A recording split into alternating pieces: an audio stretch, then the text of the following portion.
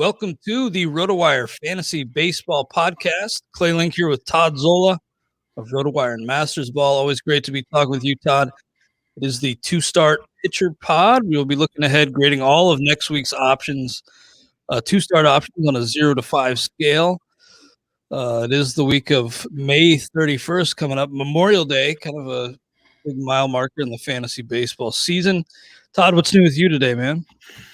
I'm still trying to figure out what happened in that play yesterday. Oh, that play, yeah, the heavier bias. I'm speechless. So no, things are good. Things are good. Weather's warming up. Baseball's warming up. Memorial Day weekend, heading into it. Time to reflect, and little baseball reflection as well. Absolutely, man. Absolutely. Yeah, that was insane, that play. And Will Craig, I mean, at first I kind of felt bad for the guy. Then I realized there were 2 outs. I was like, how do you, if you know there's 2 outs, how do you make that play? But yeah, I mean, a tough one to swallow for him. There were so many things that you could point to, right? 2 outs, all you had to do was tag the base. Once they ran, if Baez had hit home plate on the retreat, he's out. Right? Yeah. My favorite part of the whole thing was when Baez called the runner safe. and then still made it to second. And then took off, right? Yeah. So, I mean, what are you going to do? I mean, it's one of those, you make a mistake once, but it cost me an hour's worth of work because I kept having to go back and look at it and DM this guy and call up that guy. Did you see it? Did you see it? It was, I don't know if I feel bad for Will Craig. He's a professional. I don't care. He's supposed to know these things. Yeah, I didn't after I found out there were 2 outs in the inning. But yeah, Alek Manoah's debut was pretty much as advertised or even better. I mean, 6 scoreless against the Yankees in Yankee Stadium. Yeah. 2 hits allowed, 2 walks, 7 Ks. ESPN box score has him at 18 called strikes, 13 swinging strikes. Pretty darn impressive for Alek Manoah, and I mean, people are really gonna have to open up the wallet this weekend.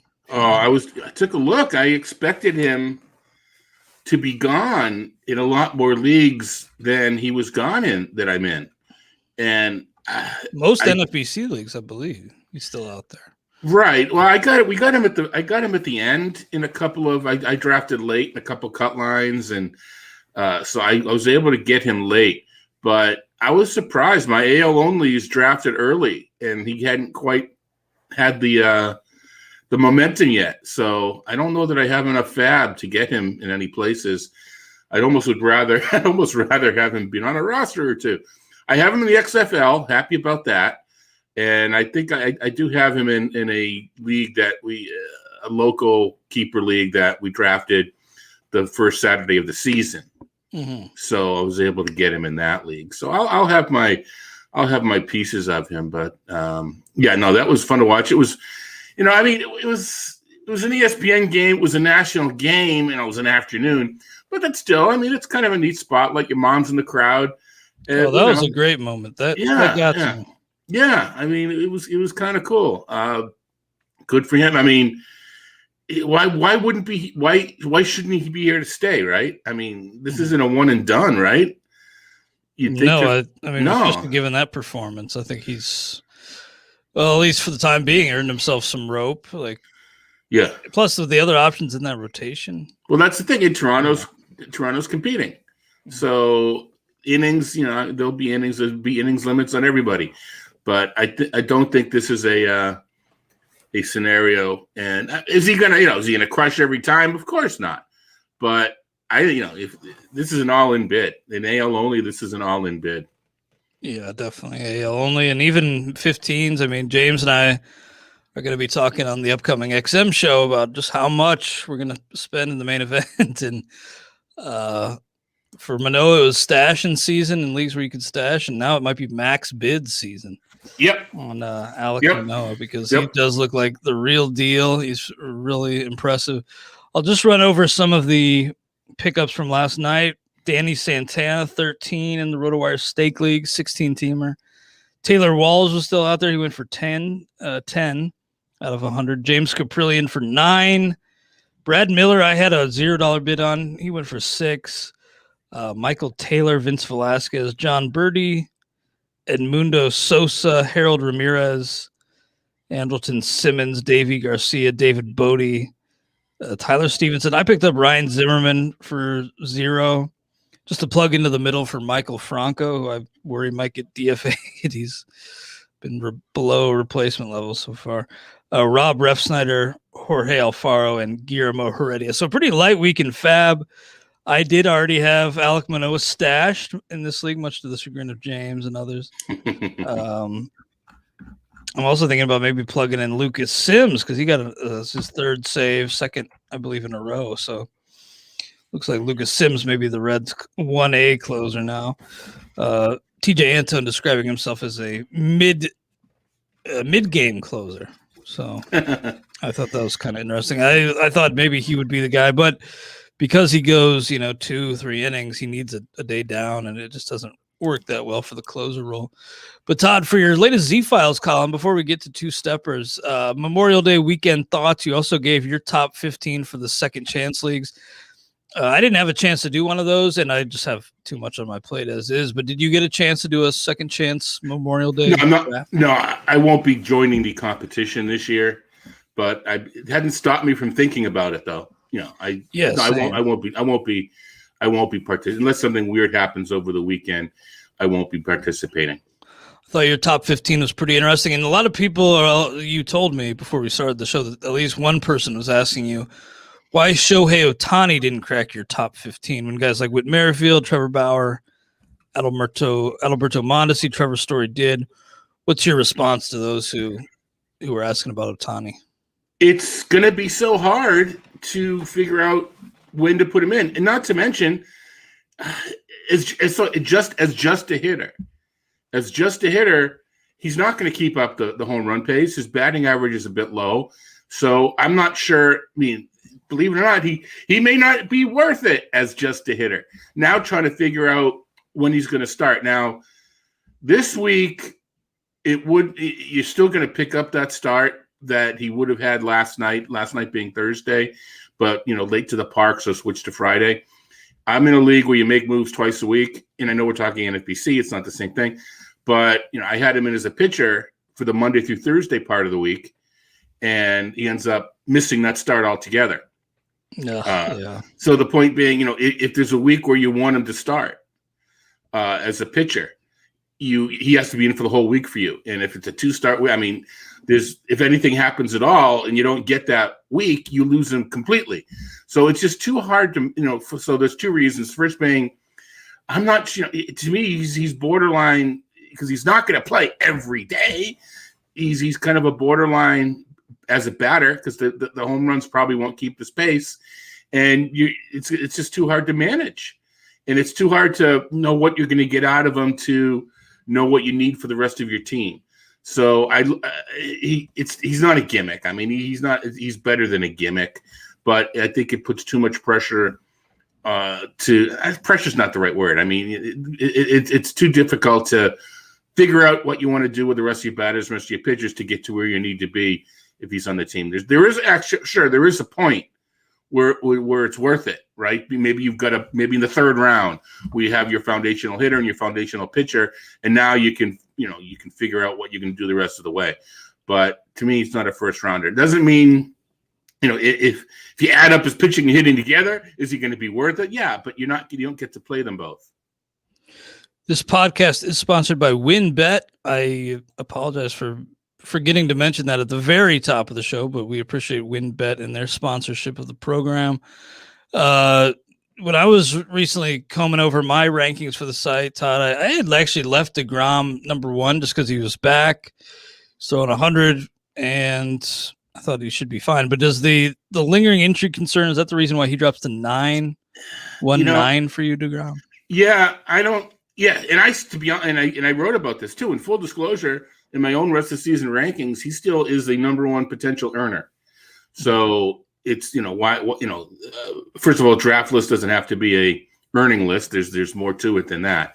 But even having said that, I don't know. It's more of a feel thing, and I know the injury The latest injury was not to his arm, to his side, but there's just you kind of go through and, would I take him at this spot? Probably not. Would I take him at this spot? And that's kind of where I felt comfortable I would take him with a lingering injury concern. And one of the reasons why he comes out high on the earnings list, and I haven't run it for this week yet, so I may make the adjustment. The Mets have more games left, and initially the game started is based upon how many games the teams plays, and he starts at 1/5 of the team's games, etc. I don't know that he's going to get all those starts because of the doubleheaders and such. So I may have him projected for 1 or 2 extra starts. It doesn't seem like much, but that's enough to alter the rankings in this way.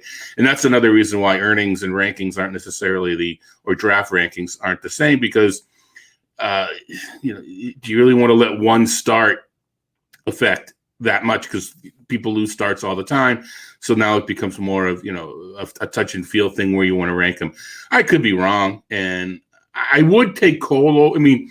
I would take Cole over him at this point, but do I have him too low? Should I have him 6 instead of Cole? Well, then I kind of said, well, you know what? I'd rather Mookie. I'd rather Juan Soto. I'd rather Xander Bogaerts, which I know is kind of controversial to itself, with Xander Bogaerts being ahead of him there. I don't know. Maybe that's why I'm not competing in it. I don't know. It just I'm not good enough. No, there's something there, and it's not the wins. It's not the wins. It's just I have a little bit of fear of injury. It has been one thing or another here or there. Nothing major, it seems like, but I remember last year he missed a start or two. They're starting to add up a little bit, and that's a little scary. I hear you. One other thing you were talking about was how, this is kind of the first checkpoint of the season, and the idea that now is the point where you say here standings are realistic. Would you want to explain a little bit what you mean by that, and why it takes a while for that to matter? Right. If you look at standings at the end of April or, a couple of weeks ago, the top ERA was lower than it will likely be when the season's over. And the worst ERA is higher. And the same with WHIP and batting average. The top to bottom distributions are higher. You just, good luck, bad luck, things haven't fleshed out yet.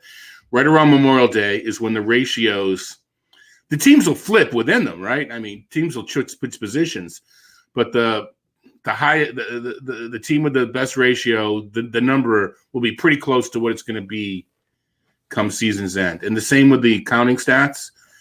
If you prorate to the end of the year, the top and bottom of the home runs and all the different counting stats, it'll be somewhat close to how it will be. Again, people will flip in between. So it's at this point, you could better make all right, if I get this many steals, in lieu of this many RBI and runs, I can gain this many points. Those sorts of, category math are more practical, because the gaps between teams are close to what they'll be come season's end. Yeah, I mean, a lot can happen. Trades and injuries, things are going to change. But it gives you you could always do that, but at this point, your results are a little bit more comfortable or realistic, just because the gaps are prorating to how they'll be towards the end. Nice. Well, definitely check out the latest Z files for yourself, and I believe the tout table is a similar question. Yeah, it is the what do you do to take stock with your team? Right. So I'll be trying to weigh in on that after the XM show. I will be weighing in on that. So I'll definitely retweet it. Anything else on your mind, Todd, before we get into the two-steppers for next week? Yeah, just real quick. I'm yelling at the clouds here. The final point I made in this piece was about a trade evaluation, and I get asked. I'm sure you get asked. Everybody, we all get asked, who wins this trade? And I cringe. Because trades aren't about winning a trade. Team need more than team needs, and it's not just the players; it's the balance of the roster. If you trade away a hitter for a pitcher, so make it right. You traded a hitter for so you're backfilling the hitter with another hitter. and you're upgrading your pitcher. That's the math. It's the upgrade versus the downgrade, not did the hitter you trade in a vacuum equal the pitcher you traded. You got it, or whatever it might be. And it just people, they just want to know, they just want validation. I did learn 20 years ago, but I'm too dumb not to just heed my own advice. When someone asks, did I win this trade? Just say yes, and it's over. Don't go into the diatribe about that's not how you do a trade. I know, but that's just not my style. So I don't make friends when people ask me, did I win this trade? Because I tell them how they should analyze it, and I help them with if they need help with a player analysis, what do you think so and so will do? And they can then plug that into their idea of if they won the trade. But I just I don't say you won or you lost, because I don't think that's how it should be done. And after all these years, I'm not the only one that says this. Okay, I mean, obviously, but even so, on Twitter, we still get people that's what they want to know. So sorry. Yeah, I remember somebody asked, because James had suggested on the Prospect Pod, maybe you sell high in a dynasty league in Manoah.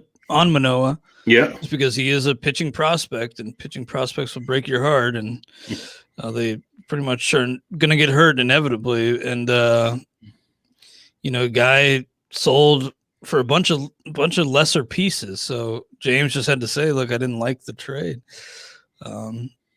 That's sometimes the answer you're going to get if you ask how you think you did on a trade without asking ahead of time. And yeah, it's more about team needs. And dynasty is a bit of a different animal, right? Sure. Because you're trading for the future, and so there are different levels and different types of trades. It's never black and white. I mean, I could see a trade too. Did I win this trade? In my head, I'm going, there's just no scenario where this person could have possibly won this trade. Then I may say so. So dynasty trades, especially, some of the parts being the whole. You could have gotten those pieces anyway. So yeah, it's never easy to come up with a one size fits all in anything in this sport. Yeah, I just know James was saying he'd rather have the quality over quantity in a situation like that, because there's Manoah for 5 very fringe pieces. So right, definitely not what I would consider selling high. The other guy I just wanted to mention was Willie Adames, because he had 4 hits, 4 RBI, a home run yesterday. And I would say if he's still out there, he probably should be rostered in most leagues, because you mentioned the park upgrade, and maybe a new lease on life for Willie Adames. And our buddy Derek Van Riper was trying to trade for him today in the mixed keeper league. So nice. May have to play hardball with DVR. So he hit second yesterday. Is that, I'm checking our site now, was this just a one-off because of the lineup, or is he now hitting second? That's a good question. I honestly, I don't think he's played much for the Brewers, obviously. Yeah, he hit 7th and didn't 8th. So yesterday was a one-off. Well, I don't know if it was a one-off, but Yelich wasn't in the lineup. Okay, so yeah, and neither was Colton Wong. So I just answered my own question. Are you interested in Hira now that he's back? I guess he was kind of turning it on, but I'm not going to be in that sweepstakes this week. I've got him in a keeper league, so I'm interested. I'm interested. And least he's available. Are you going to go 100 plus? I mean, if I'm behind and need to make up ground, I think I am. Yeah, it was only 9 games down on the farm at Nashville, but 438 average. Is that good? 526 on base, 906 slugs. Yeah, but what's the strikeout rate? Well, very high, 13 Ks and 38 plate appearances. There you go. I mean, in hockey, out of the minors isn't going to solve everything. See, I like in hockey. It's you can call it puck luck. Mm-hmm. Yeah, we don't have that. We just for whatever reason it sounds nicer than Bab. Whatever. Yeah, I mean, he hits the ball really hard. When he hits it, he just has to keep hitting it. The other thing I wanted to mention was I saw Manny Machado had a pinch hit appearance yesterday. He's been just out for a week, out of the IL, not on the IL, but just out of the lineup. So that's been really frustrating. But I did see he got a pinch hit appearance yesterday, doubled. So that's big. I mean, I was kind of nervous about keeping him in lineups, but I think I will this weekend. Yeah, especially because it got to the point where he had missed, he had already missed half of a 10-day DL stint. Yeah. If they wanted to backdate it. More than that, yeah. Right. So the fact that he played, it must be indication that he's ready to play, full time, or else you would just put him on the, retro to the DL and get another couple of days. Absolutely. Well, we are going to get into the 2-start starters for next week, the week of May 31st, 2021, Memorial Day, Todd. So let's get into it. If you're unfamiliar, the 0 to 5 scale is basically if we have 5 leagues, how many are we starting? We changed that. Your end. I changed it last week, at least, yeah. And I, of course, I changed it, and I don't have my pre-rankings done, so I'm winging it. But right. Yeah, I'm going 0 to 20. If you're ranked in the top 20, it's a 1. 21 to 40, it's a 2. Et cetera. Outside of top 100, it's a 0. Real quick, to be clear, that's on your weekly pitcher rankings, right? Yep. And just you'll see soon enough. I think this could be the busiest week for 2 starters, just because Monday and Thursday there's not a whole lot of off days on either day this week. I mean, there are. There shouldn't be any on Monday. I think that's terrible. Every team should be playing on Memorial Day and on July 4th and on Labor Day. Just they should be playing. But there's some off days, and Thursday has relatively few off days as well, which just means that this could be the busiest week for 2-start pitchers. Yeah, well, there'll probably be some landmines, and we'll try to help you avoid them and help you capitalize on the good ones here. Let's start at the very top here. You can follow along with us if you want, rotowire.com/try for a free 10-day trial. You go to projected starters, lineups, projected starters, and start date, custom start date at 5/31. And all the 2-steppers have a little red dot icon on them, so easily identifiable. Merrill Kelly and Matt Peacock. Now, Matt Peacock was scratched last night due to illness, so it was John Duplantier who got the start. We're still tentatively projecting Peacock in there, but and I think that's probably the case, although Duplantier struck out 5, but allowed 4 hits, 7 hits, 4 earned runs over 4 2/3 innings. Right. So we don't know if it's going to be Peacock, Duplantier. We'll have to see. But I think Merrill Kelly is probably, versus the Mets at Milwaukee. Versus the Mets is a great matchup right now. That team is just unrecognizable. So I'm going to give him a 2, even though he hasn't been very good. Yeah, he was one of my, I like him late as a streamer, and one of the reasons why my team's not doing well. But he's picked it up lately. I'll give him a 2 as well, but I wouldn't be surprised if it ends up as a low 3. But I'm gonna go with a 2. And Peacock very tentative, so I'm gonna give him a 0. I probably shouldn't even list him, but we'll see. Yeah, he's getting a 0 as well. What about Drew Smiley? The ERA just shy of 6 on the year versus Washington, versus the Dodgers. I didn't get the love. And I hate to say I told you so, but man, it's been bad. I guess the whip points to some, better days ahead. He's not allowing crazy traffic on the base paths, but a ton of homers. And the matchups, even with the Dodgers a little beat up, still scare me. So I'm going to give Drew Smiley a 2, and maybe that's generous. I would say that might be too higher than he deserves. Yeah. I'm going to give him a 1, and I'm with you that it's the name, it's the potential that we're betting on, not the performance at this point. So Tucker Davidson of this team, he was optioned down on, I guess it'd be not this past Tuesday, but the Tuesday before that, May 19th. So maybe it's Tucker Davidson for this team. We don't really know, but either way, he'd be a 0. You just can't. Yeah, he'll be a 0. He can go up and crush. We don't know. He doesn't have quite the pedigree that the other Braves start. No. Not quite. He doesn't have anywhere near the pedigree that the Braves starters have had the past couple of years. And think about all their how high we were on all their young pitching. Not much of it has come to fruition.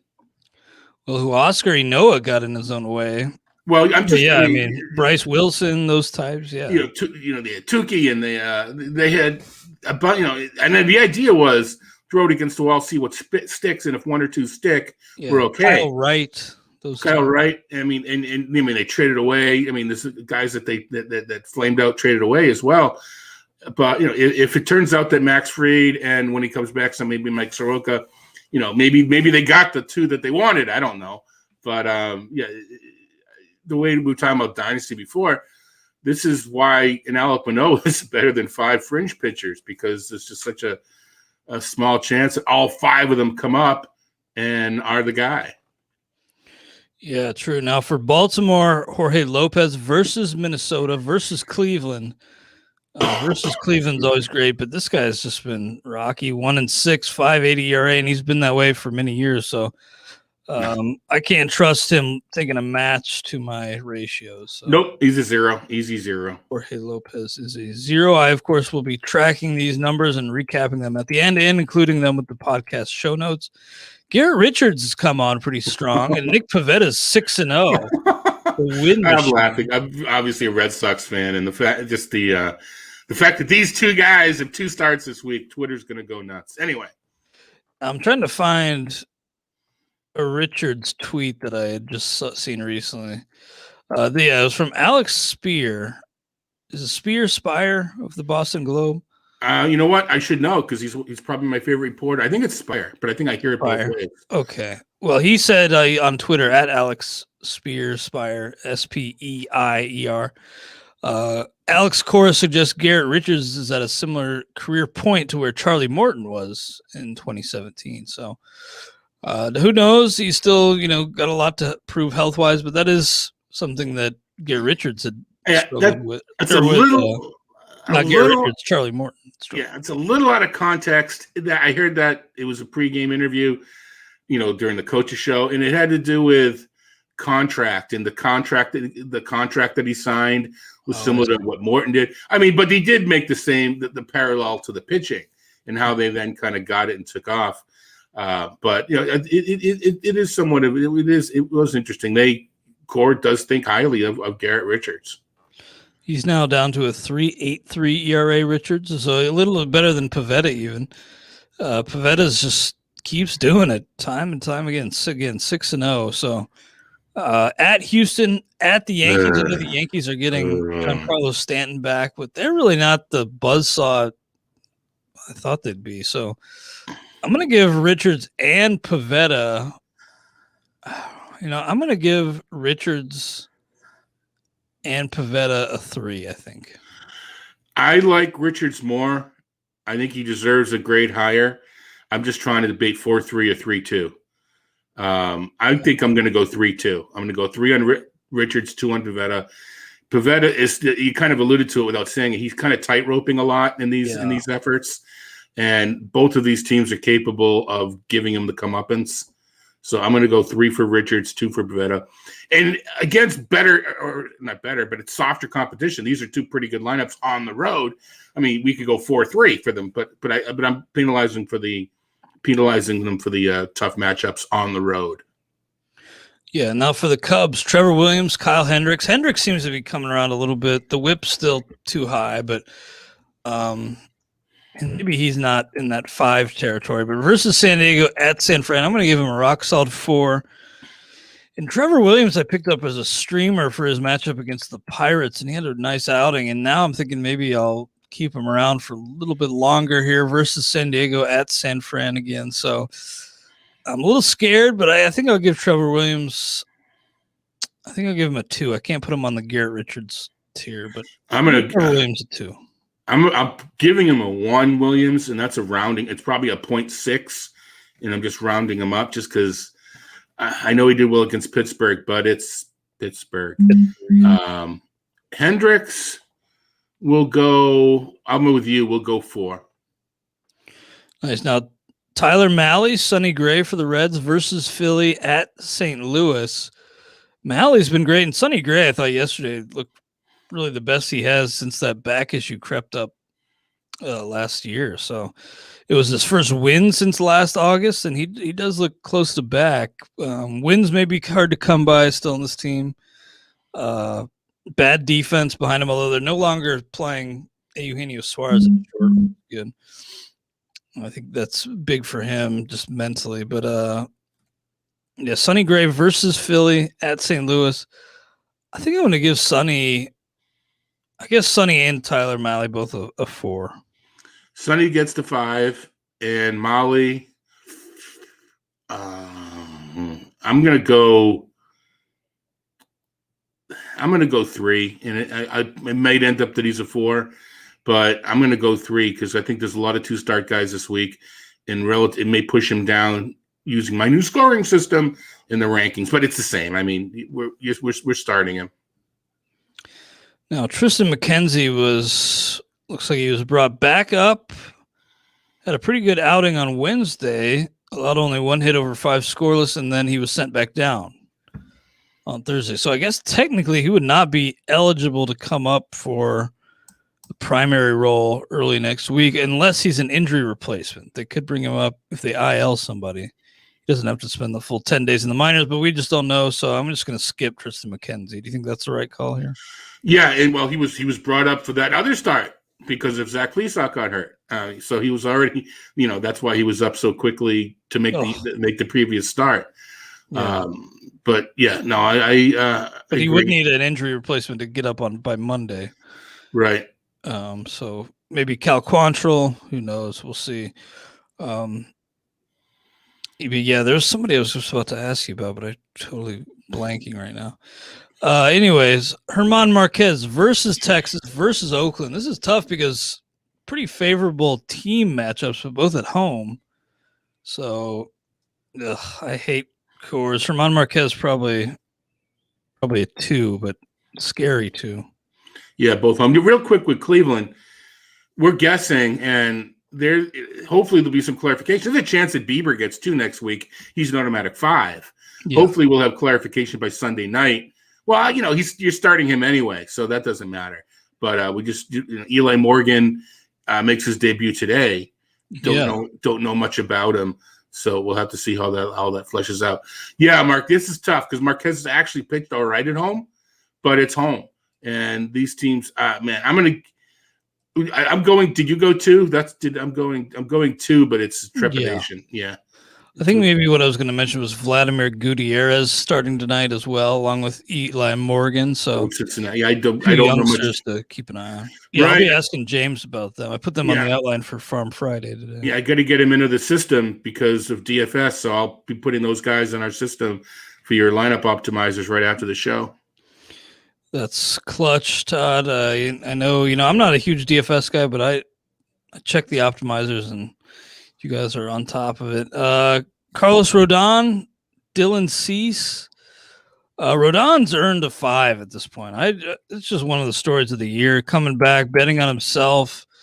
I guess no team really wanted to sign him as a starter except for the White Sox. But he said, I want to be a starter. And probably earned himself, maybe $100 million contract this offseason. I don't know.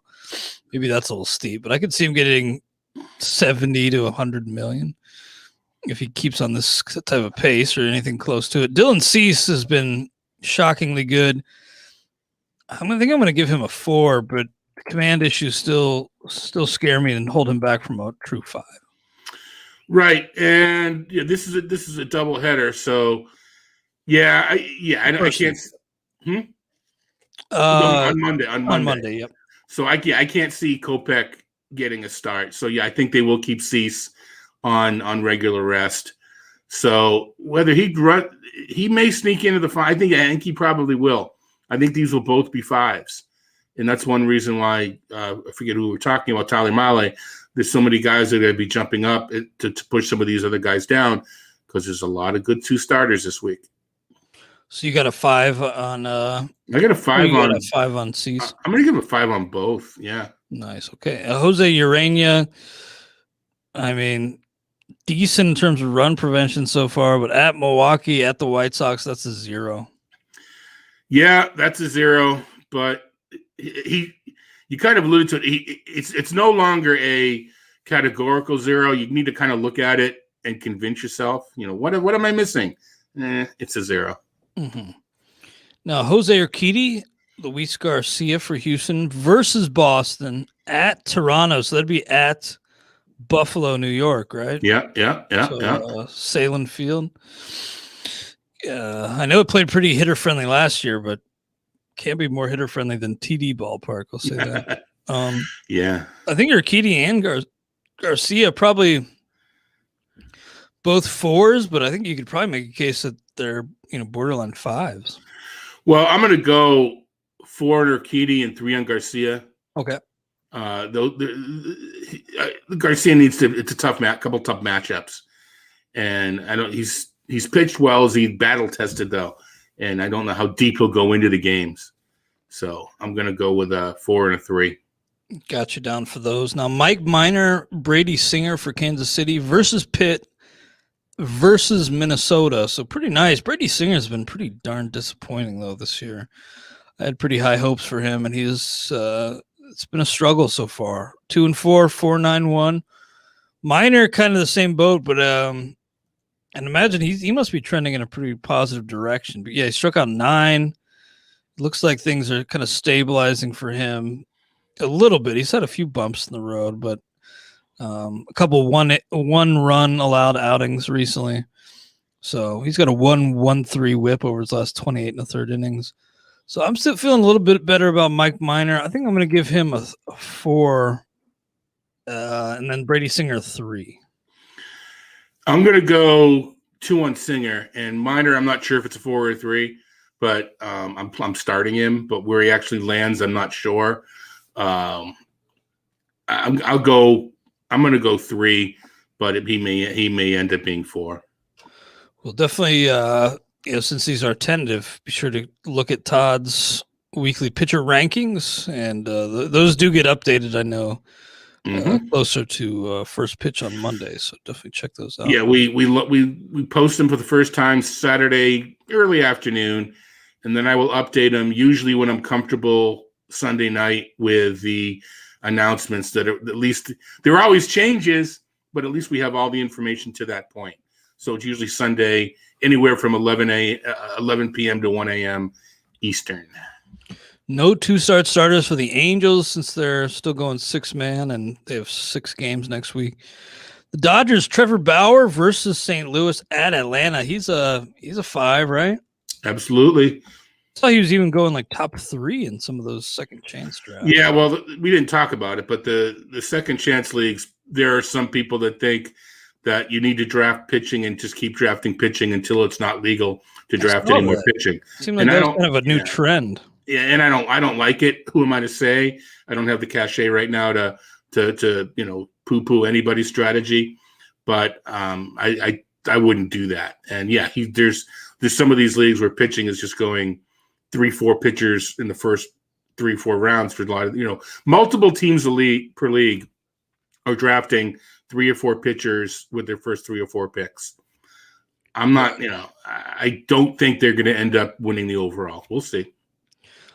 I won't put it past Rob Silver to do that. I'll say that. I saw he started like 4 straight pitchers or something, but then got Christian Yelich in the 5th. So if you're able to finesse it like that, I mean, well, if everybody's drafting pitching, hitting is now falling, but it's still so hard, and I don't know. I don't put anything past Rob Silver, but in terms of fantasy baseball, he's that good. But for the Miami Marlins, Pablo Lopez has had some brutal luck. He's got a 2.71 ERA, but only 1 win at Toronto. So that's at Buffalo, New York, and then at Pitt. That second one is great. And I'm just hoping for some, positive regression here. Pablo Lopez, I think performance-wise, he's a 5. Yeah, he's going to be on the cusp of the top 20. I'll go 5. If he ends up 22 and it's a 4, so be it. But I'm going to go 5. Corbin Burns versus Detroit versus Arizona. Is that a 6, 7? Oh, come on now. That's but I know. But no, he won't be the top guy, but he'll be top 5 probably. Even though he is walking guys by the bushel now. Won a game? Now, Todd, I have you to thank for getting Alek Manoah into my Tout Wars lineup, because you reminded me that if a guy's on the IL, you can swap him out. So I did get Manoah in my lineup. I only ended up netting about 3 points over the guy who I plugged Manoah in for, Michael Pineda. So, it wasn't a huge win. But Pineda, I was very encouraged by his return outing. So he's been fantastic. He's at Baltimore, at KC, and Jose Barrios, those same matchups at Baltimore, at Kansas City. Barrios, I think, probably 4, and Pineda probably a 4. I'm going to go 4-3, and again, it has to do with just the fact that there's so many pitchers that they're going to be ranked so highly this week. Barrios, I mean, in my head, he's a 5, which is why spreadsheets are good, because spreadsheets don't have bias. So he'll be a 4 in the spreadsheet probably. Yeah, he's been a little disappointing, but you know what? When he pitches the way he's supposed to, in our heads, it's disappointed because we expect more. Yeah, that's true. And I'm not the only one. I see this talked about on Twitter. We expect the leap, and he's just good, not excellent, and we want excellent. Yeah, his performance, both in terms of surface stats and under the hood, is really ranged within a very narrow band, and so I didn't really understand why people were paying for a step forward. Paying for it. No, I wouldn't pay for it. But what I was doing was I would take him in a tie because I thought it could be there. Sure. But you're right. There were people paying for it because I wasn't getting him at the end because people were paying for it. Yeah, it was like it was just a given. And heck, with some good luck and some variance, things could swing in a positive direction. But just skills-wise, I didn't see another level in terms of earned. There was another level in strikeouts. He just hasn't gotten it there. Yeah, Pineda's been great. At Baltimore always scares you a little bit because, the Pinata moniker that he earned. And but I mean, Baltimore's terrible. So feeling pretty good about Pineda next week. I got a 4. You got a 3. So for the Mets, Marcus Stroman's been great. At Arizona, at San Diego. They have 7 games, but there's maybe Sean Reed Foley, Joey Lucchesi. We just don't know exactly. Taijuan Walker's hurt, but he's back today, I guess. Returning from a side injury tonight. But so Stroman's the only one we know pretty well. We feel good about projecting him for 2. At Arizona, at San Diego. I have trouble putting him. This is tough. 3 is my instinct, but if I'm going to give Pineda a 4, I guess I'll got to give Stroman a 4. Yeah, I thought you said you want to give him a 5 and bring him to a 4. No, he doesn't get enough strikeouts to be in the 5 range. I think he's a 4. And these are, I don't want to say easy matchups because never easy in San Diego, but actually it's not much of New York City Field's a great park, so he's one of the few pitchers that doesn't get an upgrade pitching in Arizona and San Diego. So, Jordan Montgomery versus Tampa Bay versus Boston for the Yankees. It was pretty frustrating. I saw some people griping on Twitter because he got lifted yesterday. Montgomery did after 4 2/3. So the Yankees won. And, of course, people were hoping he'd get that one more out and qualify for that win. But I did think it was kind of a smart move because Bo Bichette was due up. He'd already homered off Montgomery in the game, and he'd homered in game 1, I believe, too. So they brought in Jonathan Loaizaga, and it all worked out. But I know managers were a little bummed that Montgomery only went 4 2/3. It hasn't fully clicked, but things look okay for him. And versus Tampa Bay versus Boston, 2 kind of scary matchups in the Bronx, just given the park. So I'm going to give him a 3. 2. Okay. Not a big Montgomery guy. I like it. These are tough matchups. Yeah. In the Bronx especially. What about James Caprillion? Mentioned he was picked up in the Stake League.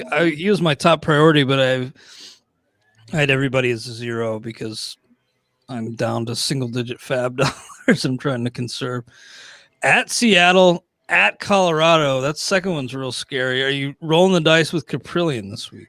Yeah, I saw Caprillion. I was all ready to talk good things. I'm still talk good things, but at Colorado. I think I'm going to give him a 2. What do you? I'm going to go with a 2 as well. The Seattle, if it's a if it's a 4 for the Seattle start and a 0 for the Colorado start, we're averaging out to a 2. Yeah, I think that's about fair. What about Vince Velasquez, Vinnie Velo? He's good again. As our producer on XM, Ani Schreeder, says, Vinnie Velo. At Cincinnati versus Washington, I guess he is good. I've been down this road so many times where I just have this mental block where I just cross him off my list mentally and move on. But I guess Vinnie Velo's probably got to be at least a 3. I'm thinking 2 or 3. I'll go 3, but yeah, you know what? I'm going to go 2. Good, 2? Okay. He's the one guy I'm looking forward to seeing where he comes out on your weekly pitcher ranking. Please check those out, rotowire.com. Yeah, I can check. He doesn't go deep, even though he's pitching fairly well again. If this is off the top, I'll check it out now as I hit his thing, and he's going. Well, he went 6 innings last time. Yeah, I'm still gonna stick with the 2, but I may end up being wrong. He is pitching more than 5 innings again. Yeah, it's been shockingly good. Now, Will Crow, he's got a 5.67 ERA, and he only went 1 1/3 last time out, so he's an easy 0. Yeah, he's an easy 0. I was about to say Will Craig, but it's Will Crow. Will Crow. Tyler Anderson, though, these matchups. I know. I wanted to spite drop him after his blow up last weekend in the main, but James kind of talked me out of it.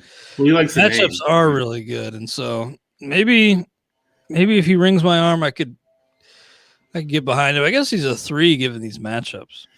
Yeah, he's a 2 or 3 based on these matchups. So you can already see how many 2-start pitchers there are this week. There's a ton. I know, it's a crazy number. Ton of baseball next week, which is a good thing. Joe Musgrove at Chicago Cubs versus the Mets. Those are pretty good. He's a 5. Probably, yeah. I think it'll be in the teens, but yeah, that's a 5. Okay. Next up, 2-starters. Logan Gilbert. But the matchup. For every Manoa, there's a Logan Gilbert. It has not been pretty. Versus Oakland at the Angels. I guess, given the other options this week, probably a 1. I'm excited about this guy, but everything looks straight and flat. And well, he's a command and control guy, and sometimes that happens. And he's just, but you have to play out when you're playing off when you throw your fastball 60%. It really has to be pinpoint, and it's just not quite there yet. I'm with you. Well, I'm not sure what you said. Did you say a 2 or a 1? I said a 1. Yeah, I'm gonna go. I'm gonna go 1 myself, but. I guess he might be a drop. I mean, I know people spin up big and maybe, you have some sunk cost fallacy in your mind, but maybe it is just that with Gilbert. I think I want 1. I think I want to give him one more chance. Okay. And because I think Seattle, shouldn't they just, if he doesn't do it, he may be with Gonzalez is back, flexing pitched pretty well. He could be pitching for his rotation spot or else be sent back down. That's true. Now, what about Johnny Cueto versus the Angels versus the Cubs? I love Johnny. The deception is great, but the Ks just aren't really there. So I'm going to give him a 3. I'm going to go 2. Okay. I'm kind of just generally higher than you this week, it seems like. But yeah, just with so many options, maybe – you have them ranked in the right order. Yeah, I'm trying. Well, you're ranking the quality in a vacuum. I'm trying to rank them against each other. Yeah. So it kind of depends upon which may be interesting in that which is the right way to do it. I think both. It depends on the context and how what we're looking at. So I think for me, it's a very inexact science, and you have turned it into more of an inexact science on your end. Mine is right. So but I think I think that's what the contrast is. My grades are the middle is the middle. The top goes up, the bottom goes down because of the number of starters. Nice. Well, Jack Flaherty at the Dodgers versus Cincinnati. I think he's a 5, even though Dodgers are the Dodgers. Flaherty's a 5. He's now an ace, right? He's proving. But he's showing he can go length in quality at this point, which we were concerned about the length. He's now back to being an ace. Speaking of guy who's back to being something special, maybe not an ace, but Rich Hill fanning 13 his last time out, and I think James and I got him for real cheap in the main. And yeah, I was thrilled to see that 13K outing in our starting lineup at New York, at Texas. Texas is pretty nice. New York scares you a little bit, but I think Rich Hill probably a 4 for me. Right, and I'm so glad you didn't use that corny nickname for him because I'm sick of it. It's so cliche. It's so hack, and I'm hack. Half of my comedy game is hack, and that's too hack for me. It's like a 69 joke, you know. It's like so lame. It's exactly. All right, back to what matters. And he's pitching deep into games. Hill, he's not taking out. It's not 5 and fly. So I agree. I think it's 4 for each. And no, I'm sorry, Glasnow's a 5. What am I saying? Hill's a 4. Hill's a 4. Yeah, man, he's been great. We the reason I wanted to spite drop Tyler Anderson so bad is because we actually started him over Rich Hill last week, and that was just so painful. Thankfully, we got the 13K gem this week, but still. Dane Dunning, we talked, I think, on our MLB Network radio show a couple weeks ago about whether he was actually good. It's kind of moot as to whether he's actually good this week because at Colorado's on the schedule. So I'm going to give him maybe a 1, but that's like NL only. He is good, but he's also young. Yeah, and pitch in Colorado. Yeah, I mean Griffin Canning. In an ode to our buddy Lar Michaels in the Battle of Gerrans, Griffin Canning bested Dane Dunning. Lara used to write a column it was all gerunds. Each of the headings was an ing. So I made a joke that 3 people would get, and that's not above me. Talk about hack comedy. I thought you were making a Jaron Duran. No, there we go. No, Gerund. Oh, I see. I got you. Yeah. You know, by the way, speaking of Duran, you did get some Woo Sox tickets? Yeah, except I'm not going to see him because he's going to be trying out for the Olympics or practicing with the Olympics, or maybe even I think the U.S. team is in the trying to make the Olympics during the first time I see him. Wow. Yeah, I got 3 dates on three Tuesdays in June. So I hope you can see him once. Maybe he's with the big club when not.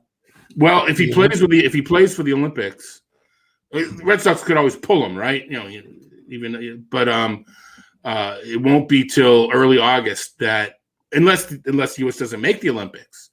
Yeah, in which case they could be earlier. But if he plays for the Olympics, it's once the Olympics are over. Gotcha. Matt Kemp is going to be on the team, and or at least trying out. I mean, I guess, and there was another veteran. So it's gonna, you got your Duran, and then Matt Kemp. That'd be kind of a cool experience. But for a young kid like that would be pretty cool. Yeah, I forget. Yeah. I did see the list, and it was just a bunch of guys who were, kind of, not on major league rosters, and kind of fizzled out. But yeah, 3 Tuesdays, very reasonable seats, and I'll give reports. I'll get tweets. I was watching Steven Strasburg last night against the Reds, and I thought he looked pretty darn good. The curveball looked good. He still got one of the best curves in the game, and he ran into some trouble in the 5th inning. He just got BABIP'd like crazy. It was a ball that bounced off the second base bag, an infield hit by Sonny Gray, a double just inside the left field line. So I thought Strasburg looked pretty good. You still worry about him a little bit, but it seems like the reins are mostly off. After the bout of shoulder inflammation, he threw – how many pitches did he throw yesterday? I think 87. So it does look like Strasburg, mostly back. So I think I'm going to give him a 4. Going to go 4 in Strasburg. We should mention we skipped Toronto. They only have 5 games. Yep. Right. And we gave – Manoah home against Miami looks pretty nice. But that is, home is Buffalo. Yep. Even so, it's Miami. Who now are hurt, and they've now lost Brian Anderson and Miguel Rojas. They've got nothing. They lost Miguel Rojas too. Yeah, which how bad a season is going for me if I'm tilted because I lost Miguel Rojas. Yeah, still a long time to go, though, Todd. I know it's the first real significant mile marker of the year, but still 2/3 of the season to go. So I trust you'll be back at least in striking distance very soon. Before I recap these, anything else? We skipped Joe Ross. You can't skip Joe Ross. Yeah, I put him in the sheet as a 0. What? Yeah, I was going to say, I get him as a 0 as well, but we don't want people wondering. Yeah, somebody would probably bring that up. So, to recap, our 2-start pitcher grade, 0 to 5 scale for the week of May 31st, 2021. Happy Memorial Day to everybody out there. Merrill Kelly, 2. Matt Peacock, 0, if he gets them. Drew Smiley, 2. Tucker Davidson, 0. Jorge Lopez, 0. Garrett Richards, 3. Nick Pivetta, I say 3. Todd, 2. Kyle Hendricks, 4. Trevor Williams, I say 2. Todd, 1. Sonny Gray, I say 4. Todd, 5. Tyler Malley, I say 4. Todd, 3. Herman Marquez, 2. Carlos Rodon, 5. Dylan Cease, I say 4. Todd, 5. Jose Urania, 0. Jose Urquidy, 4. Luis Garcia, I say 4. Todd, 3. Mike Minor, 4. Brady Singer, I say 3. Todd, 2. Trevor Bauer, 5. Pablo Lopez, 5. Corbin Burns, 5. Jose Barrios, 4. Michael Pineda, I say 4. Todd, 3. Marcus Stroman, 4. Jordan Montgomery, I say 3. Todd, 2. James Caprillion, 2. Vince Velasquez, I say 3. Todd, 2. Will Crow, 0. Tyler Anderson, 3. Joe Musgrove, 5. Logan Gilbert, 1. Johnny Cueto, I say 3. Todd, 2. Jack Flaherty, 5. Rich Hill, 4. Tyler Glasnow, 5. Dane Dunning, 1. Steven Strasburg, 5. Joe Ross, 0. Did you give Strasburg a 5 too? I forget. I gave him a 4. I think he's I'm going to go 4 just because I don't know. He's going to pitch 5 innings. I don't know if he's going to pitch a whole lot more than that. Okay, yeah, I'd forgotten to mark your grade down, but that's it for us then. I know we'll be talking tomorrow on MLB Network Radio. Looking forward to that. Anything else you want to mention before we sign off today? Yeah, things are opening up out there. Let's still be safe and still be careful. Let's not put the previous year and a half of whatever you want to call it to waste. Let's make it worth it. Yeah, make it worth it. Yeah, we've already paid big sacrifice as a country, and let's see it through. Thank you, to everybody for listening. We'll catch you next week on the RotoWire Fantasy Baseball Podcast, sponsored by WinBet. Try RotoWire today, free for 10 days. Get our premium tools, rankings, analysis, and breaking news alerts. No credit card required. Go to rotowire.com/